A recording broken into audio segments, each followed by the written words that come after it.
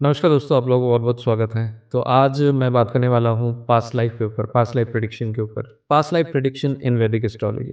तो एक्चुअली में ज्योतिष में पास्ट लाइफ का क्या महत्व है और क्या जो यूट्यूब में लोग वीडियो बना रहे हैं, इंस्टा पे लोग वीडियो बना रहे हैं, क्या वो इतना ही इम्पैक्ट करता है? क्या सत्य है? तो सबसे पहले तो आप ये समझिए कि वैदिक एस्ट्रो के इस चैनल में हम स्पेसिफिकली वही कोशिश करते हैं जो चीज़ें सच है। ऐसे नहीं कि जो चीज़ गलत है उस चीज़ को हम प्रमोट करने की कोशिश करेंगे। लेकिन पास्ट लाइफ एक ऐसी चीज़ है जिसको शायद हम प्रूफ ना कर सकें, लेकिन वैदिक ज्योतिष में इसका महत्व बहुत ज़्यादा है। तो उसी को मैं अनफोल्ड करने की कोशिश करूँगा और इस वीडियो में बने रहिए आपको ताकि पास्ट लाइफ के बारे में डिटेल में पता चले। अगर आप पास्ट लाइफ को समझना चाहते हैं, तो कहीं न कहीं आपको ज्योतिष और उसके कर्मा को खेल को पूरी तरह से समझना पड़ेगा। क्योंकि इंसान जैसे-जैसे कर्म करता है वैसे-वैसे ही फल मिलते हैं। आज जैसे मेरे पास एक कंसल्टेशन आया, वहाँ पे किसी ने कहा कि किसी एस्ट्रोलॉजर ने इनको कहा कि जीवन में अगर ये घटना घटनी है, तो ज़रूर घटेगी।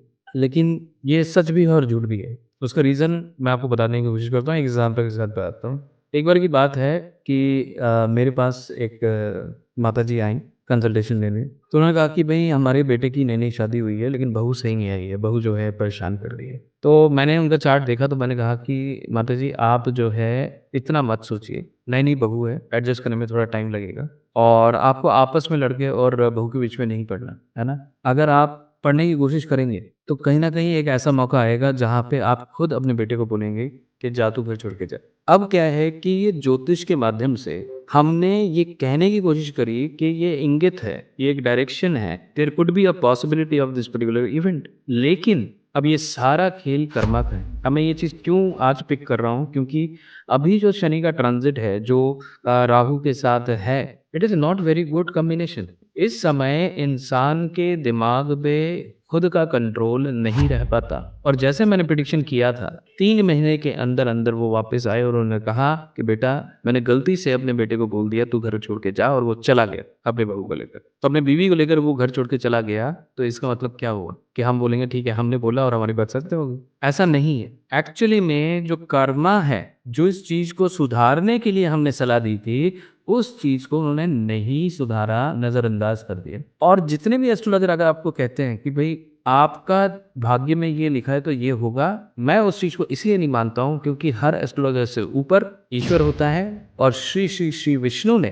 खुद ही गीता में लिखा है, कर्म कर, फल की चिंता मत कर। तो इंसान अपना कर्म करेगा और कर्म से ही अपना भाग्य बदलाएगा। बदलने के लिए, भाग्य को बदलने के लिए कर्म का बहुत बड़ा इम्पोर्टेंस है। तो इसलिए पास्ट लाइफ में आपने क्या किया, उसका इम्पैक्ट तो ज़रूर होता है, लेकिन इस लाइफ में आप क्या कर रहे हैं, है ना? उसको आँख खोल के ज़रूर समझें। हम चाहे जाने-अनजाने किसी को भी दुखी कर देते हैं, किसी को भी कुछ भी बोल देते हैं, फिर हम बोलते हैं हमने तो गुस्से में बोल दिया। लेकिन एक्चुअली में अगर आपने कुछ किसी को गलत बोला, अंतर्मन में चोट तो पहुँचती ही पहुँचती और जो अंतर्मन है, जिसे हम आत्मा कहते हैं, वो ईश्वर का ही अंश है, परमात्मा ही का अंश है। तो चाहे अंतरात्मा को आप कुछ भी कहें और उसमें कहीं न कहीं चोट पड़े, तो कहीं न कहीं इम्पैक्ट आपके कर्मा पे भी आ जाएगा। तो इसलिए ये इम्पोर्टेंट नहीं है कि आपने पास्ट जन्म में क्या किया, ये इम्पोर्टेंट है आपने इस जन्म में क्या किया। हाँ, पास्ट जन्म में जो हमने किया उसका इम्पैक्ट हमें मिल रहा है, कर्मफल मिल रहा है। लेकिन उसके बदौलत हम ये नहीं सोच सकते